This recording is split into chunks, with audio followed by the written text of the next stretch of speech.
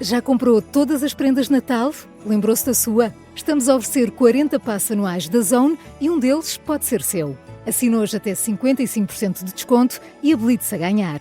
Tudo em observador.pt.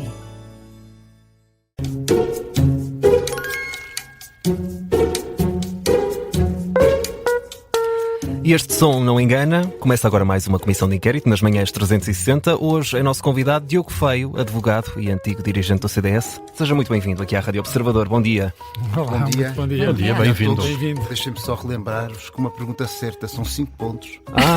Ele sabe. Vem com a lição estudada. Se não souber 2 pontos perante ajuda, se falhar, 0 pontos. Eu tenho só uma coisa. 5 pontos já por isso. Isto para uma prova oral. Eu tenho horas e horas de provas orais. Sim.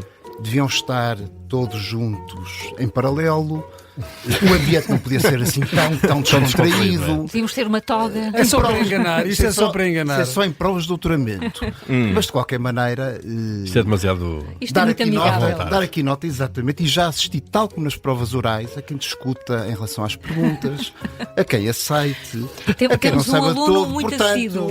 Portanto, é verdade. Muito bem. Que domina bem o programa. Vamos ver se nas perguntas corre igual. Vamos a isto. Vamos à primeira pergunta. O Diogo Feio faz parte da Comissão Política de Marcos Mendes. Vamos lá ver se o conhece bem. É importante, não é? Em que dia faz anos o seu eleito para Belém?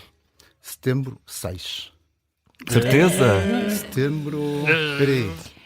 6 é o dia em que ele convida os amigos. A família faz no outro dia. É com ajuda. Atenção. Eu acho que é Não, está lá o P, peraí. Setembro é garantidamente. Sim. Setembro é garantidamente e é início do mês. 4, 6, 4, 6. 5. É isso. Está certíssimo. Não teve ajuda Os amigos nenhuma. também fazem. Não, vamos cá. Foi Isto é espontâneo. reflexão perante a pergunta. Sim, não é? Mais estava a pensar em voz alta. reflexão. Fomos Estamos benevolentes. todos a pensar. A pensar Eu em voz tenho alta. histórias extraordinárias. Mas é emocionante saber já a proximidade, não é? Sim, Pelo menos. é bom. É bom. Diogo Feio, as sondagens têm corrido muito bem. A Luís Marcos Mendes antes estava atrás de Gouveia e Melo, agora aparece sempre em primeiro ou em segundo lugar. São dados promissores para janeiro? São. E normalmente quem está metido nestas coisas diz que não liga a sondagens. Eu, que ligo a sondagens, me confesso. E sobretudo ligo a um dado das sondagens, que é o radar das sondagens. A tendência. Não, a tendência e o radar das sondagens O é uma agregado. grande sondagem, agregado. porque são muitos a serem ouvidos Sim, sobre como o diferentes observador métodos. E as coisas estão naturalmente a correr bem. E é como tudo. Eu também gosto muito de futebol, prefiro estar em primeiro do que em segundo, não é? E, portanto, Está em que lugar neste momento? neste momento Está estou em em primeiro. Primeiríssimo. Na última pergunta, vamos lá.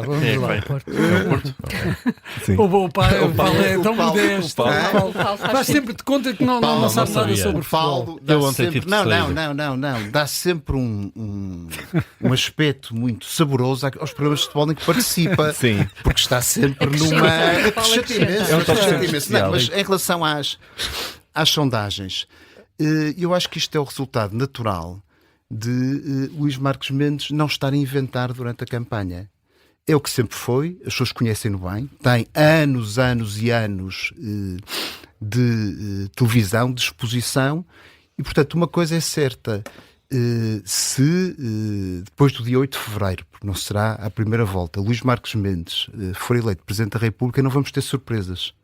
Sabemos o que é que vamos ter. Vamos adormecer naquela noite e não vamos pensar, há um Presidente que eu não sei o que é que nos vai trazer, ou há um Presidente que está desaparecido há tanto tempo que também não sei o que é, ou outros que nós sabemos e não queremos, Mas, Diogo Feio, eu pelo menos que lá esteja. isso é uma característica positiva, numa altura em que uma grande parte do eleitorado vai dando sinais de não querer comer mais arroz. Não sei. Comeu durante 50 anos. Eu acho que é, porque também há muito eleitorado que diz que quer manter o tal arroz.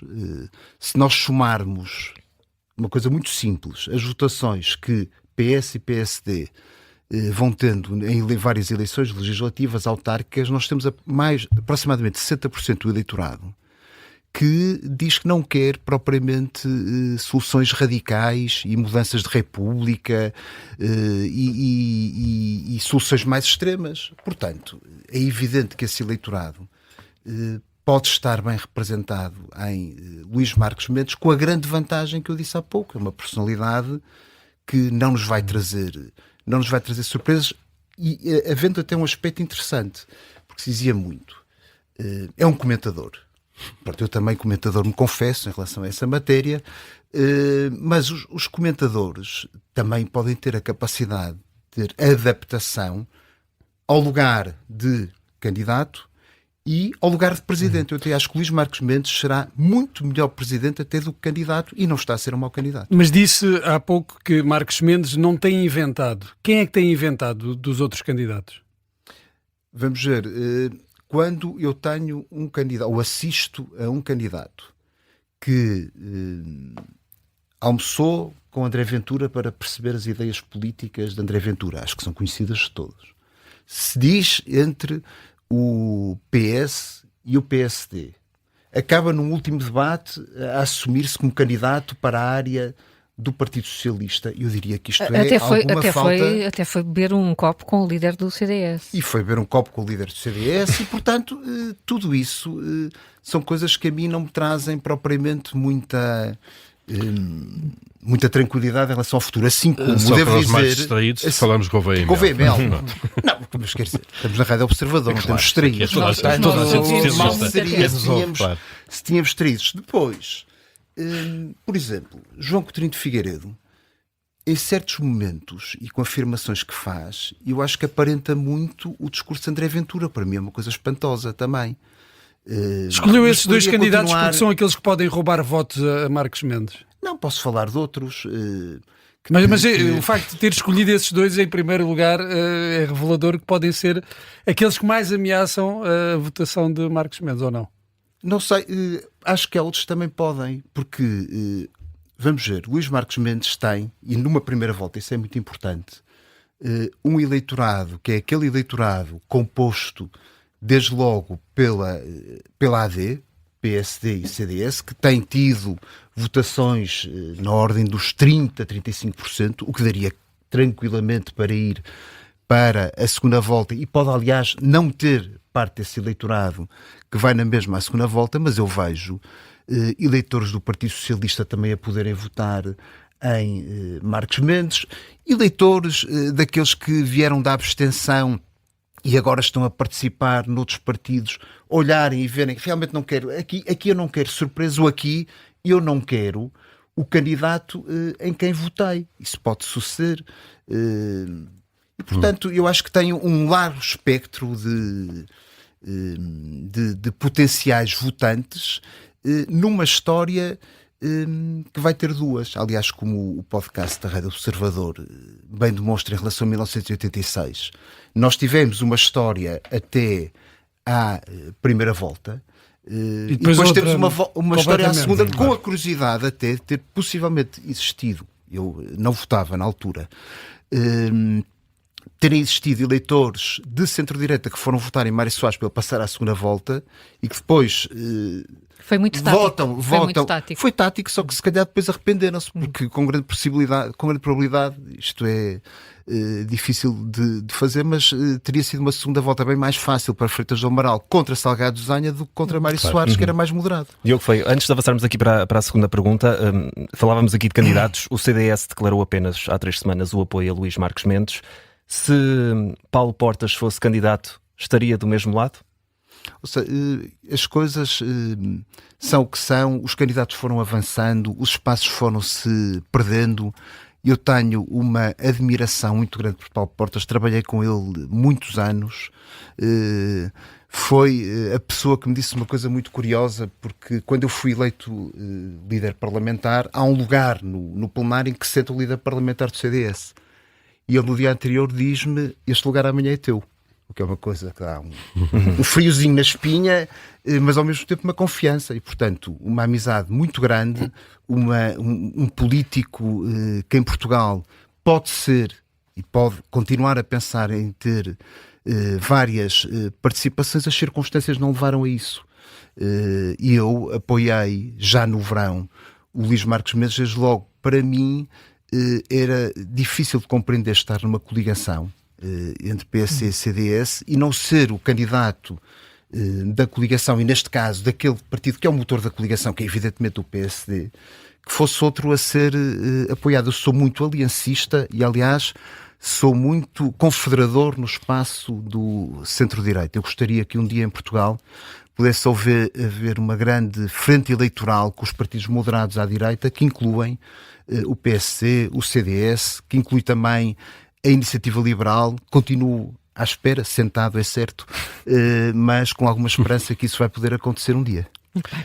Vamos avançar. Esta pergunta ocupou-nos muito tempo. Sim. Agora, acelerando, não sei se gosta de cinema. Normalmente as pessoas dizem que gostam. Domina, é a sua área. Este é um clássico. É um filme de 1936. Quem realizou Tempos Modernos. Modern Times. Em inglês, em norte-americano. Não, eu vou precisar de ajuda. Vai? Vou precisar de ajuda, Muito sim. bem. Charlie Chaplin, Orson Welles ou Frank Capra? Orson Welles? Não, Charles Chaplin. Claro. Aquele dos parafusos. Exatamente, Um trabalhador numa linha de montagem. O mundo do trabalho já não tem nada a ver com isto. Acha que a proposta do Governo para as alterações à lei laboral vão no sentido correto e da forma correta? Eu acho que estamos com uma tempestade perfeita, mas num copo d'água, sinceramente.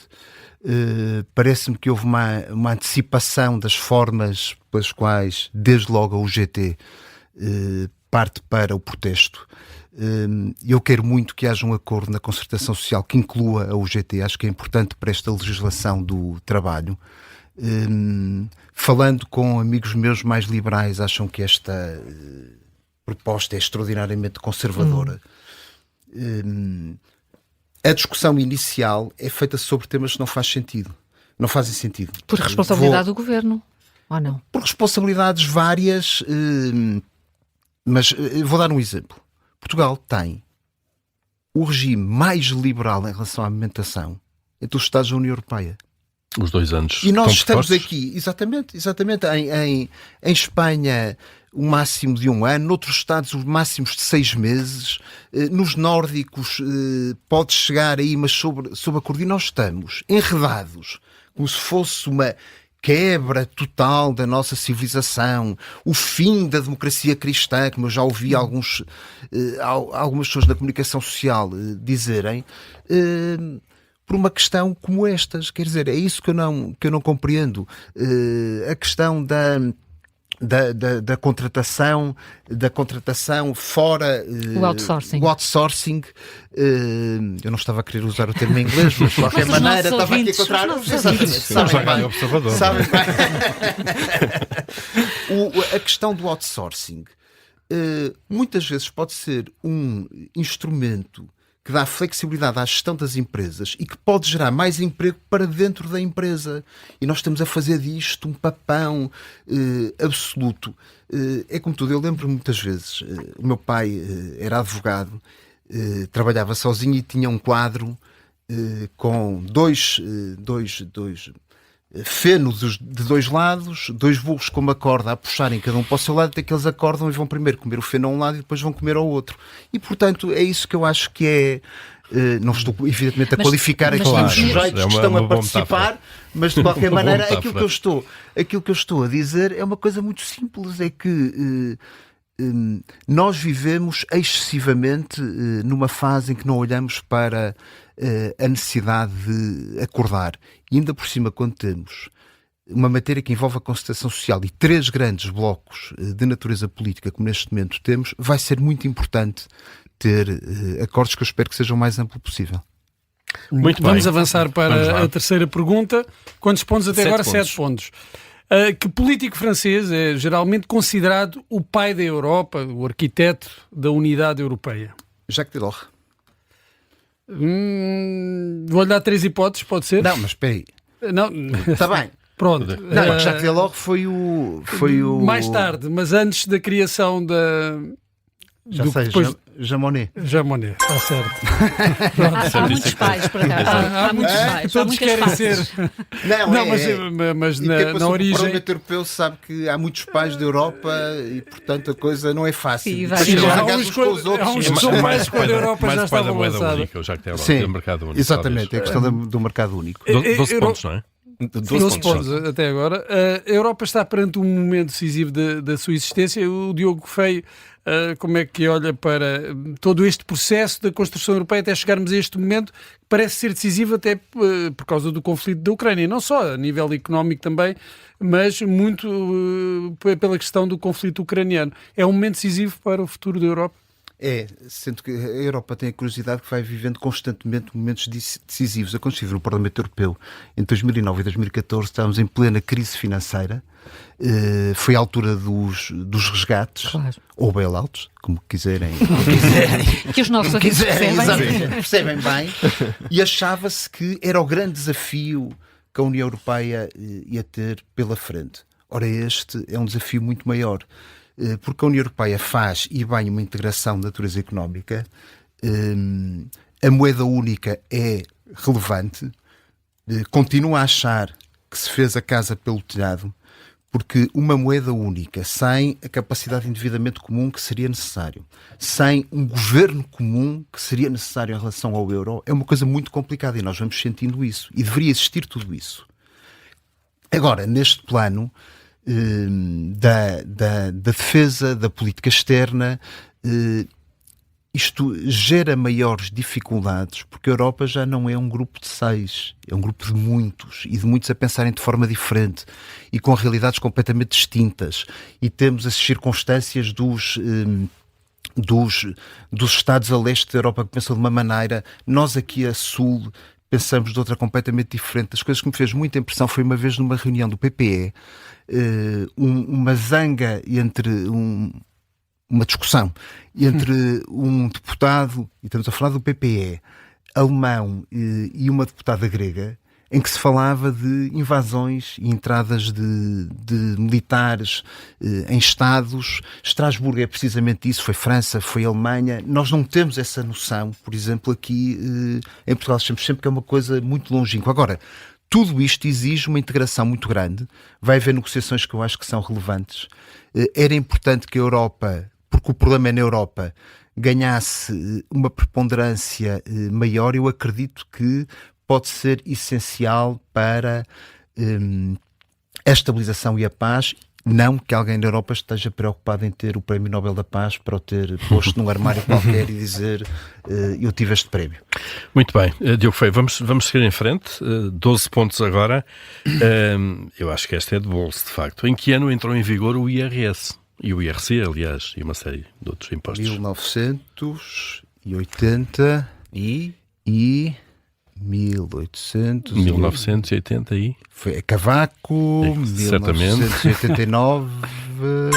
certo. É isso mesmo. É Cavaco, é Cadilho.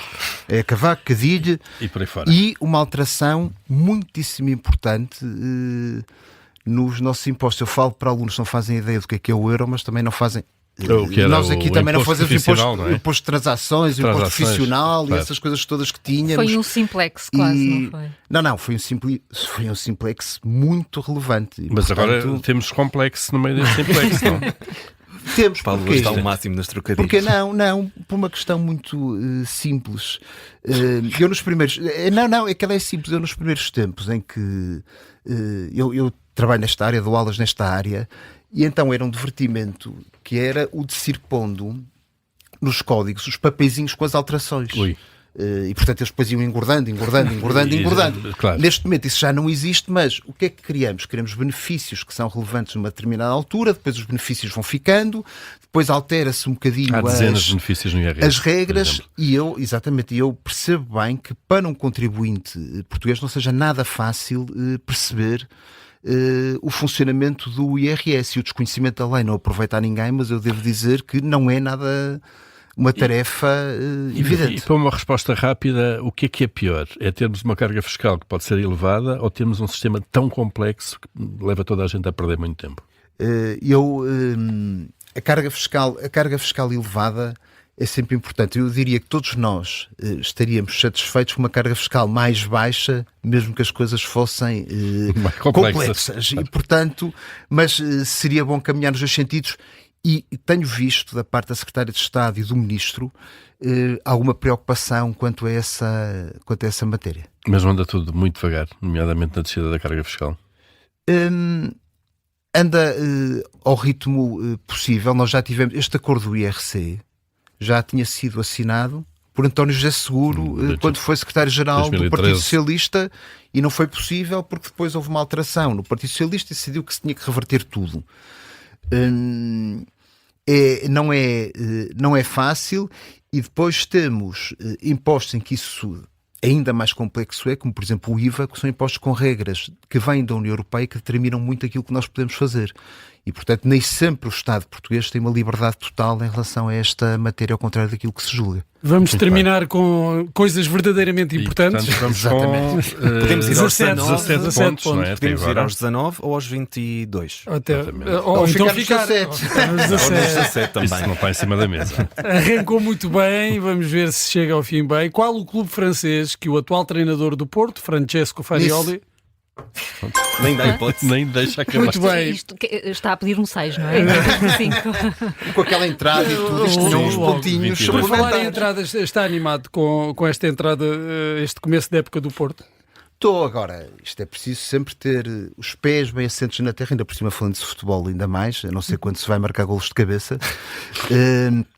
Mas ainda ontem o Benfica, para ser simpático também, quando o Estador ganhou 4-0. É verdade. Já vi, exatamente, eu também, fomos os dois. Já vi o Porto ser campeão estando 7 pontos atrás, precisamente do Benfica, no final de uma primeira volta, tal qual já vi o contrário. O contrário também já aconteceu. Já aconteceu. Exato. E portanto, e o Paulo também. O Paulo sai daqui depois. Não deixa ninguém mentir. Chega ali ao café e destroca. O Paulo só por solidariedade. Ele não quer. Não acha que o sistema de 4-3-3 apoiado pelas alas com o entrosamento central era melhor? Não. O 4-2-3 é muito importante porque fecha o centro e precisamente permite que os jogadores, depois do jogo interior para fora, se possa ganhar. O Paulo vai ter umas aulas com o Diogo Feio. Sendo que o Porto, nesta altura do campeonato, está com poucos golos sem serem de bola parada. Percebe-se bem, a bola parada é a bola que... Eu até aí consigo chegar. Quando a bola está parada, o Paulo percebe perfeitamente. Não, mas a equipa está a jogar bem, tem agora um conjunto de jogos teoricamente mais fáceis. Eu logo às já hoje com o Estrela 20h45 lá estarei a ver o jogo com o Estrela da Amadora na televisão. Lá vai o debate. Depois passo para trás na caixa e vejo o debate. Não consigo estar a ver debates com o Porto a jogar, porque não estaria com a paz interior necessária para pensar, não é? O efeito. Mas acho que o Porto acertou no treinador, tem uma defesa extraordinária. Outro ponto, o Porto este ano para o campeonato tem 3 golos sofridos. Eu também trazia essa, caso me perguntassem.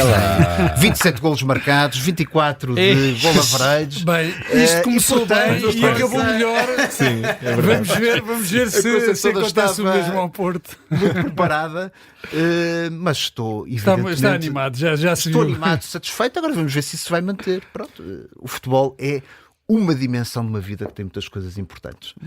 Diogo Feio, sai daqui com 22 pontos. Um bom aluno, no fundo. Muito claro. Muito bom. E mais, e cumprindo o objetivo que se deve ter antes do exame. Ontem não estudei, fiquei descontraído. É uma coisa importante antes de... Muito bem. Obrigada. Obrigado. Obrigado. Bom dia. Foi um gosto. Obrigado, bom dia.